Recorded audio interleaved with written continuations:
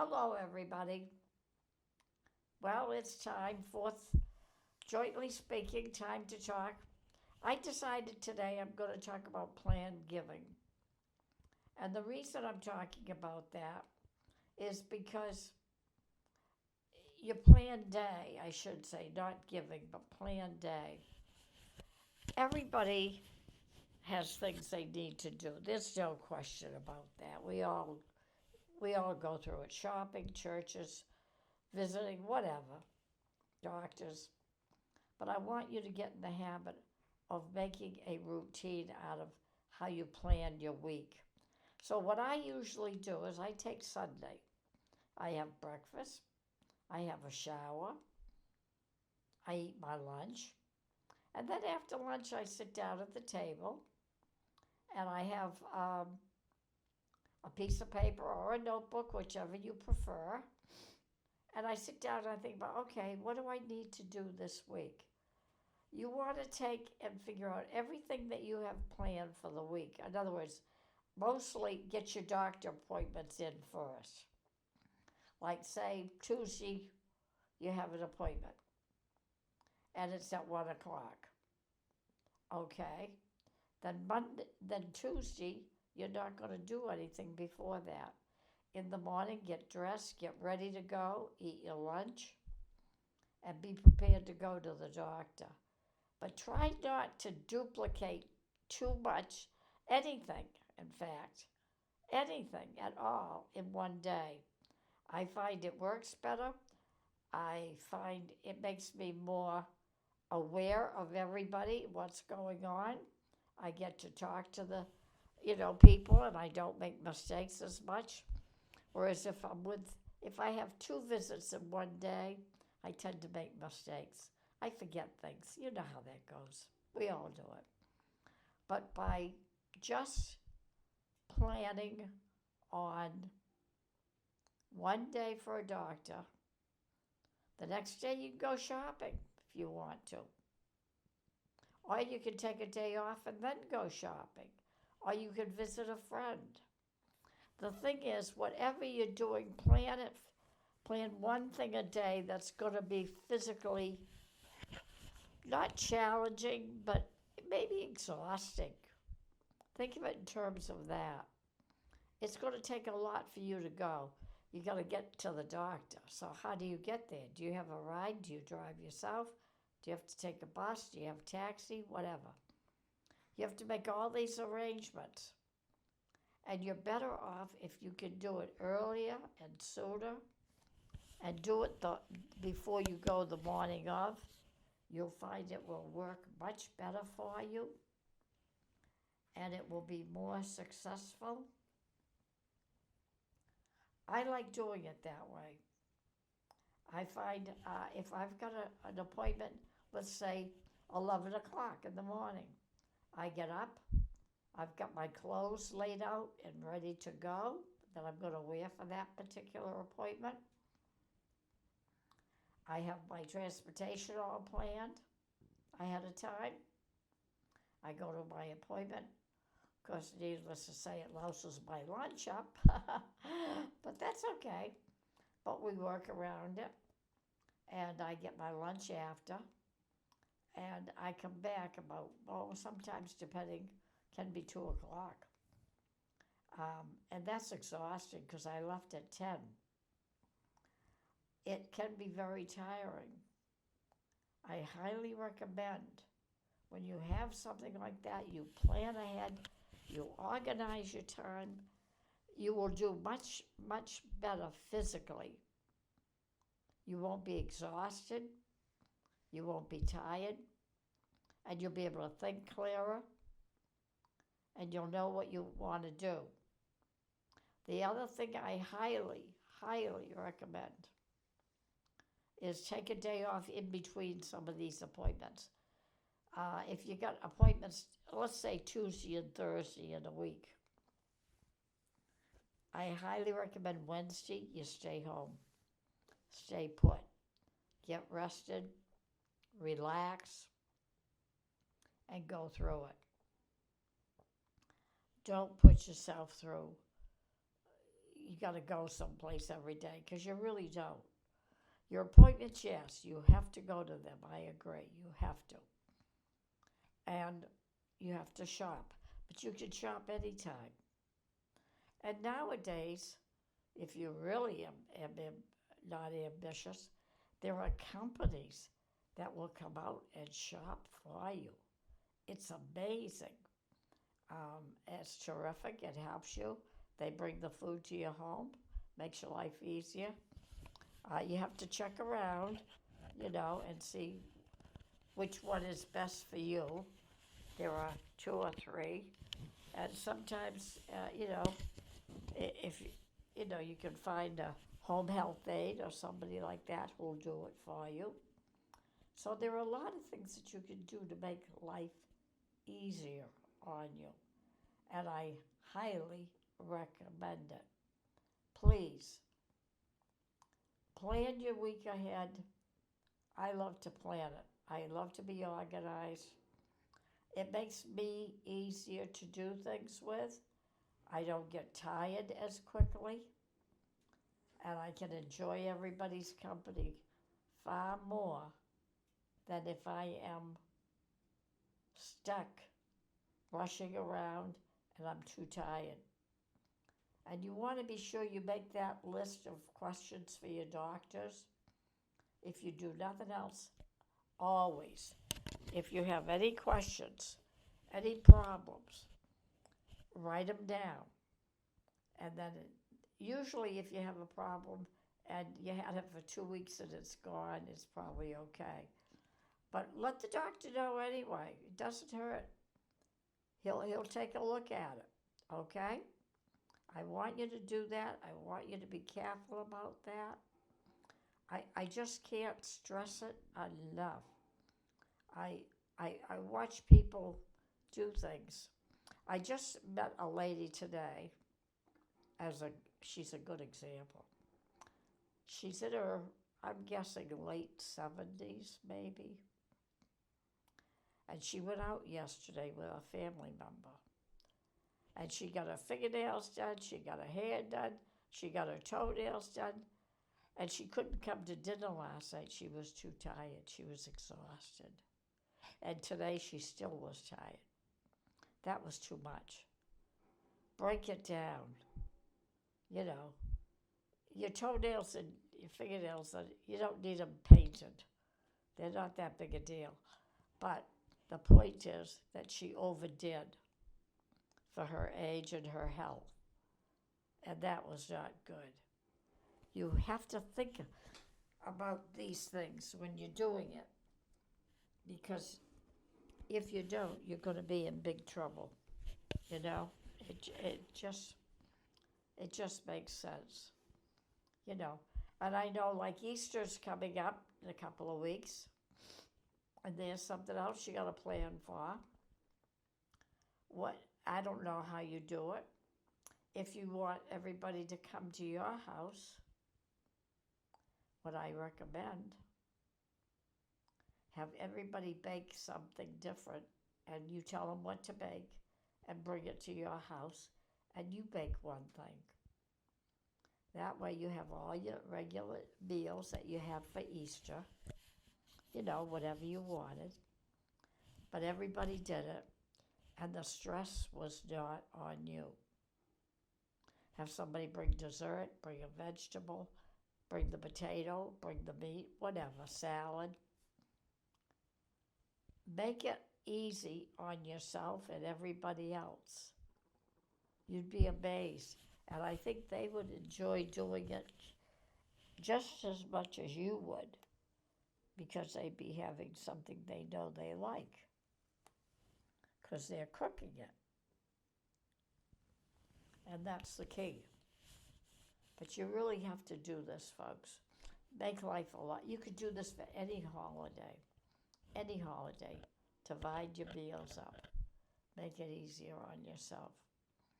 Especially if you're not well. I highly recommend you think about that and take care of it and do it that way. Because it's just too hard. to do things like that. I go food shopping once a week usually. I've switched over just recently. I found an aide, and she goes shopping for me. She does very well. She picks up everything I ask, exactly as I ask for it. So that makes it nice for me for right now. And I think that's what you can do as well. So think about having somebody do that for you. Um, there are so many things that you can do because you have to realize, especially if you live at home, you still want to clean your house and vacuum and change, the usual routine. You can't do all that and go out too. What I always do, I plan my week. Like I said, I organize it. I take one day and I change the bed, put the new sheets on, and I leave the dirty sheets. I don't wash them that day. I used to, but I no longer do that. And I leave them for sometimes 3 or 4 days later because I don't need them right away. But it's easier and it doesn't tire me out. I vacuum one room at a time on a day. I vacuum it and dust it, and that works. That will help you. That will make life a lot easier for you, and you can get it done that way. But you have to add all these things into your weekly plan. So you got to kind of set a routine for when you want to change your beds, do your laundry, and do your food shopping. Make them a routine that is a certain day of the week, every week, or every other week, whatever you do. That will help you and make it easier for you. That way you don't have to stress over it. And then you can add in between that. And if you don't go shopping and you have somebody go for you, that's even better. And depending on who they are, some of them don't charge, some do. It just depends on who they are. Or if you have a family member who is available and is willing to go food shopping for you, you can also have them do that.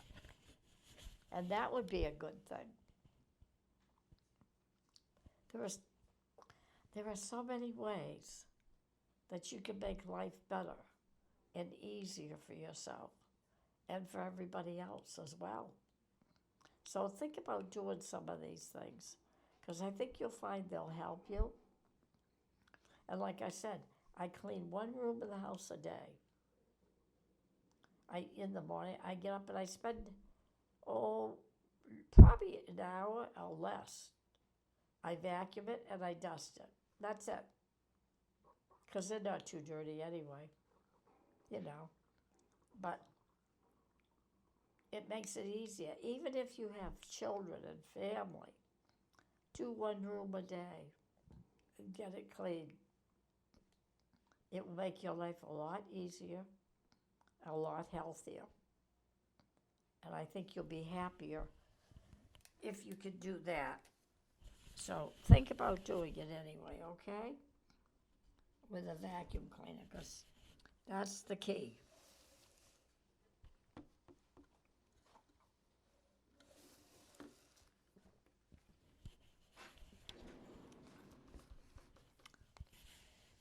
One thing I've learned, I don't like to clean the shower and the bathtub. Well, actually, excuse me,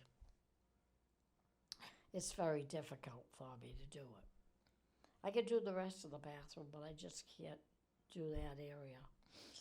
But I have learned that I tell everybody who showers or baths or whatever to clean the tub when they get out of it.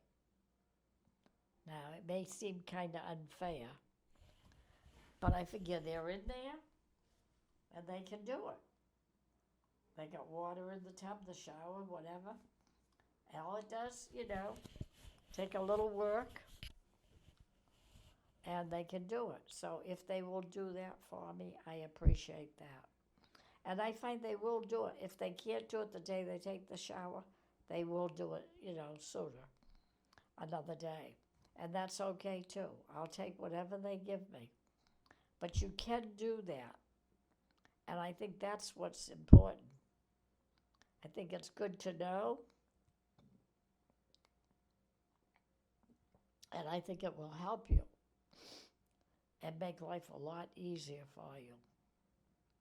I know it sounds weird, but hey, you do what you can. If you have a dishwasher, God bless it. You know how that is. That saves a lot of work. And if you don't wash your dishes, rinse them good, and let them air dry on the sink. Nothing wrong with that either. And then somebody else can put them away, or you can, whatever. But make things easier for yourself. And I'll tell you another thing that I like doing too. I like lightweight items in the kitchen. Aluminum foil and plastic. It's much easier. It works better for me. I can handle it. I don't have to worry about dropping anything. And I think you would like it too. So you might want to look into that. It's a good way to go and make it, especially the aluminum foil. I will tell you one secret I've learned. When you get a foil pan, you put stuff in it, then the pan, when you pick it up, it bends or twists. Use two pans. If you put two pans in together, put them together, then put your food in the top pan and bake it. It'll be much easier, it'll be sturdier, and it won't bend like a single pan. And the bottom pan is still clean, so you don't have to worry about it, unless you got real sloppy. But you can rinse it out. I use my foil pans more than once, usually. I use them 2 or 3 times and then I throw them. But that's one way to make things lighter going in and out of the oven and things like that. That will help you. Anything you can do. And like I said, to make it easier, that's what we do. So keep that in mind anyway, as far as that goes. As far as, I'm not going to get into the kitchen. I don't want to today, but I've talked to you about it before, I believe, a little bit. But that's just something that, in the process of planning and organizing, plan to buy a couple of square pans or roasting pans or whatever and have them available. It will make your life so much easier. You can't imagine. Baked macaroni in the foil pan, the square ones, they're great. Or the 9x5, depending on how big your family is, But that's also great. There are ways to make things easier for you and lighter for you. Of course, electric can openers. I won't even go into that, but there they are. You can use them. They're very handy. I keep one on top of my microwave. I have it here all the time, just in case I need it. And that's a good thing to do. So that's one thing that you can do, folks, I know it's probably boring to hear all this stuff, but for those of you who are in need, who need help, it's important. One thing I do, and this is going to sound probably weird, I don't use napkins. I use paper towel. They make paper towel now, so you can tear it in little sheets. And I use that. I find that works very good. My aides use it, and we work on that with things. Oh, one thing I do, I buy a dozen donuts and I freeze them. I know that sounds weird. And like tonight, I would take a donut out and let it thaw overnight. And tomorrow morning, I would put it in my microwave for exactly 14 seconds. I found that works, at least on mine anyway. It works fine. And I have a nice warm donut, and I enjoy that. I don't have it every day. I have it 2 or 3 times a week, depending on what's going on. But I love doing that. Any kind of a donut you could do that with. And it's one way to get a fresh, and the donut is fresh. And it's one way to get a fresh donut. So it tastes good, and you know it, and you don't have to worry. And that's something that you can do for breakfast, or if you want it, even for like, a nighttime snack or something, maybe. I don't know. I know doctors would probably yell at us for eating donuts at nighttime. But hey, you got to live it up once in a while. And I don't see anything wrong with having, a donut. Not all the time, like I said. I might have 2 a week if I have that. And I love that. The other thing I do, I buy pizza by the large size, and I freeze that. And then whenever I want a piece of pizza for supper or lunch or whatever, I just pull it out an hour or two early, and I let it thaw, and then I warm it up in the microwave. The microwave, that's a little bit harder to do. Not harder, but I'm still learning. I've never owned a microwave before, folks, so I'm trying to learn how to heat the pizza. And I've got it to about 19 or 20 seconds if it's thawed. And that seems to be working. That's just one piece of pizza. But it works. And I've been doing that, and it tastes delicious. And I like having the frozen pizza. I thought I wouldn't like it. I thought, it would be kind of lousy. But I surprised myself. I enjoy it. It's hot out of the microwave. I eat it, and I say I eat the whole thing. But there's another thing that you can do for a light meal or an easy meal if you want, something on that idea. Things like that. Um, Sometimes I just save, like when I have a big meal, I save the potato, the vegetable, and some meat, and I put it in a container and freeze it. And a few days later or whatever, I'll take it out, thaw it, and I'll heat it on the microwave and have that again. And that works very well. So, of course, you can buy frozen dinners, I realize that. But I'm just learning how to do the microwave, so I'm getting a big kick out of it. And it's a new game for me, believe me. Something totally, totally new. So anyway, so there's some ideas for that. Your showers, I talked to you about that. Please take it when you're not tired. Take it either in the morning or in the afternoon when you're relaxed and you haven't been doing anything till you're tired, because you know the showers can be dangerous. You want to be careful. So please, I beg you, please be careful when you're in the shower. That's oh so important. I just can't stress it enough. So that's another thing. Um, Bedtime, I'm not even going to tell you what to do about that one. Everybody has their own, and I think that's wonderful. But you have every day that you can do or not do something. but write it down on a piece of paper. And I'll tell you why I really think that's important. Because if you write the week down what you're going to do, you will see where you might be making mistakes.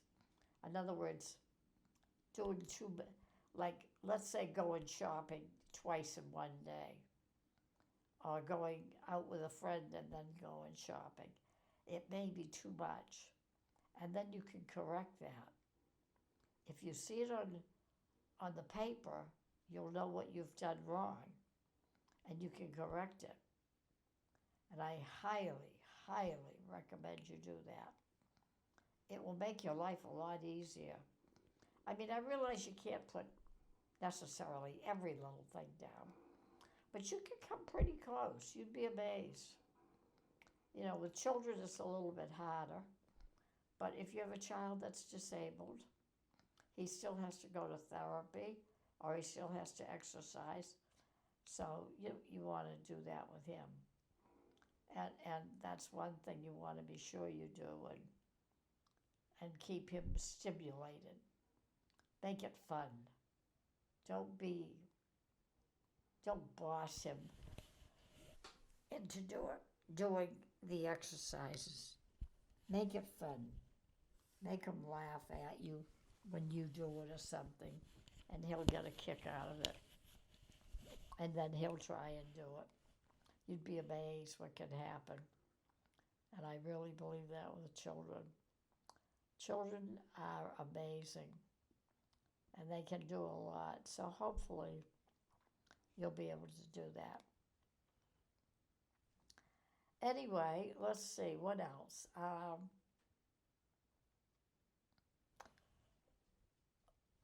With children, I think you just have to love them every day. It's hard when they're sick, I know. Very hard. But have the patience with them. Do some exercise, and do the exercises with them. Don't tell them to do them. You do the same exercises with them. Make it fun. Get a little ball or something, or basketball or something, to make it fun so they can do it. Even like like field hockey, not field hockey, but field soccer, where they kick the ball. Things like that on the grass. Things like that. Anything that will help to keep their muscles stronger and keep them moving. Because you all know how important that is. I can't stress it enough. It just is something you can't let go of. And you want to do it as much as possible with them. For fun, laugh, joke with them when you're doing it. Don't make it a job. Make it a game. Make it fun. Even take what would be a good idea? Take a stuffed animal or a toy or something and have him teach them how to do the exercises with him. I bet that would create a little motivation, and it might help as well. And that's what you want to do. You don't want to let it go. Okay? Okay.